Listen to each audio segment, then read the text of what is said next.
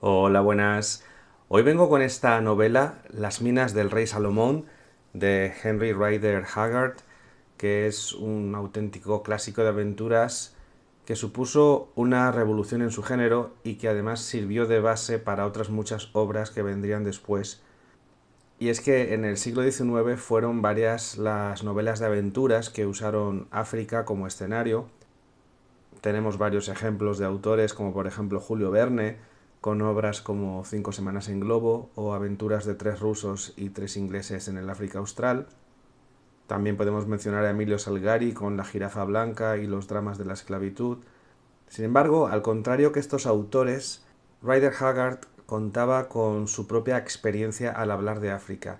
Hay que tener en cuenta que cuando él tenía 19 años, fue a parar al continente africano como funcionario por mediación de su padre y una vez allí tuvo la ocasión de recorrer ampliamente el continente y de entrar en contacto con tribus nativas, lo que le proporcionaría un conocimiento bastante exhaustivo de las costumbres de estas tribus, sobre todo de los zulúes, y después toda esta experiencia la trasladaría a sus novelas, aportando detalles reales que vendrían a enriquecer sus narraciones. Después de 4 años, Rider Haggard regresó a Inglaterra y abandonaría la carrera de funcionario para dedicarse, como también era abogado, pues a las transacciones comerciales, y poco a poco el autor iría intercalando estos proyectos comerciales con su pasión por la escritura, sobre todo escribiendo artículos sobre su experiencia africana, hasta que por fin le llegaría el reconocimiento con Las minas del rey Salomón,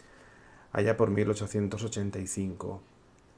El éxito del libro fue tan impresionante que Haggard a partir de ahí decidió dedicarse exclusivamente a la literatura y esta obra pues lo convirtió en un hombre rico que vio cómo su libro se reimprimía sin parar y era traducido a numerosos idiomas.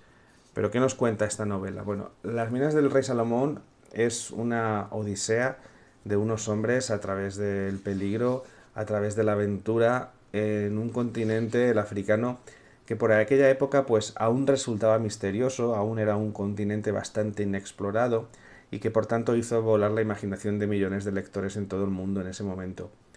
El protagonista es el explorador y cazador Alan Quatermain, que además es el narrador, es el que nos va contando la historia, y así pues nos narra cómo fue contratado por un hombre que estaba tratando de encontrar a su hermano, que había desaparecido en una expedición a África, una expedición que tenía como objetivo encontrar las minas de diamantes del rey Salomón.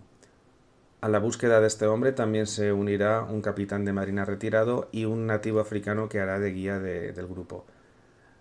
A lo largo de las primeras páginas del libro, los protagonistas pues, van a vivir muchos peligros en la selva, van a sufrir los problemas de falta de agua en el desierto, van a ser unas situaciones bastante angustiosas, también van a sufrir el frío de las montañas, hasta que por fin van a alcanzar un territorio inexplorado por el hombre blanco, en el que van a encontrar una tribu gobernada por un rey muy tirano que va a recibir a esta expedición de hombres blancos con recelo.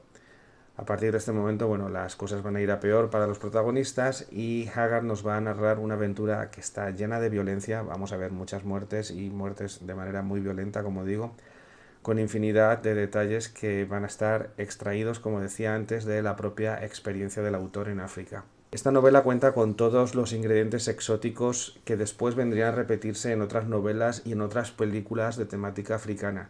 Vamos a tener ataques de animales salvajes, batallas entre tribus rivales, aparición de cámaras con tesoros escondidos, rituales sangrientos y sobre todo el descubrimiento de mundos desconocidos por el hombre blanco. Y es que no en vano esta novela es considerada como precursora del género literario de mundos perdidos.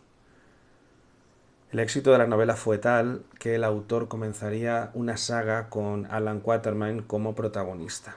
De este modo, a las minas del rey Salomón seguirían otros libros, vamos a ir viéndolos si os parece y nada, mencionándolos un poquito por encima porque no los he leído, solamente he leído el primero. El segundo sería Alan Quatermain, que es la secuela de las minas del rey Salomón.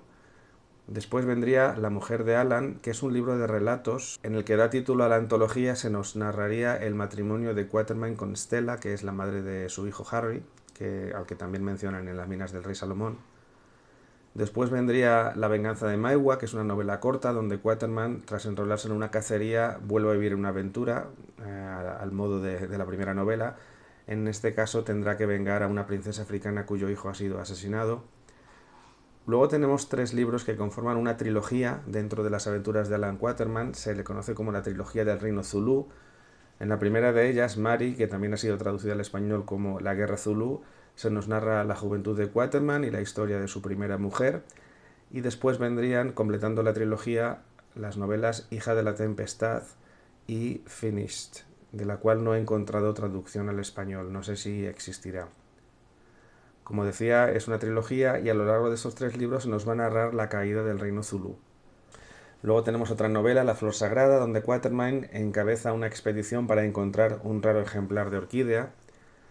Después vendría El Niño de Marfil, donde tenemos a unos hombres que contratan los servicios de Quatermain una vez más, en este caso para que cace a un gran elefante que estaría poseído por un diablo.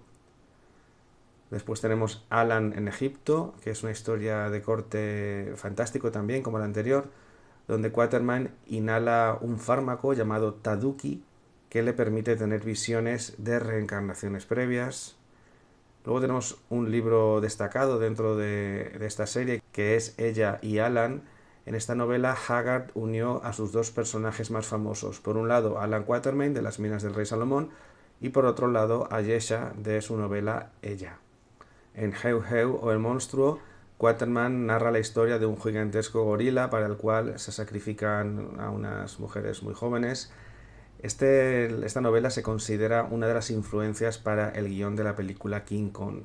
Y luego tenemos un par de novelas póstumas que son El tesoro del lago y Alan y los dioses de hielo, donde vuelve a hacer aparición el fármaco Taduki, que permite a Quatermain hacer regresiones a vidas pasadas. Como vemos, estas obras fueron ganando en elementos fantásticos según iba avanzando la saga. Y bueno, pues en resumen, Las minas del rey Salomón, un auténtico clásico de aventuras, precursor de las historias sobre mundos perdidos, donde vamos a encontrar una sucesión de peligros, a veces ocasionados por la propia naturaleza y a veces también por la codicia de los protagonistas. Y es que la novela no deja de ser también una crítica a la civilización materialista y obsesionada por el dinero. En cuanto a la edición, bueno, yo lo he leído en esta antigua, entre comillas, edición de Anaya, de su famosa colección Tus libros. Es una edición que está muy bien. Vamos a echarle un vistazo. Es una edición de 1981. La traducción es de Flora Casas, las ilustraciones de Justo Barboza, y trae también un apéndice muy interesante con información sobre la época en la que fue escrita la novela, sobre el autor y su obra, y está escrito por José Agustín Mayeu. Esta colección a mí me gusta mucho porque son traducciones muy buenas, son libros que además vienen ilustrados y además traen este extra de estos apéndices en los que se nos da pues un poco de contexto sobre la obra. Y bueno, pues esto es lo que os traía hoy. Como siempre os digo, si os ha gustado este vídeo podéis dejar vuestro like, os podéis suscribir y nos vemos en un próximo vídeo. Hasta luego, adiós.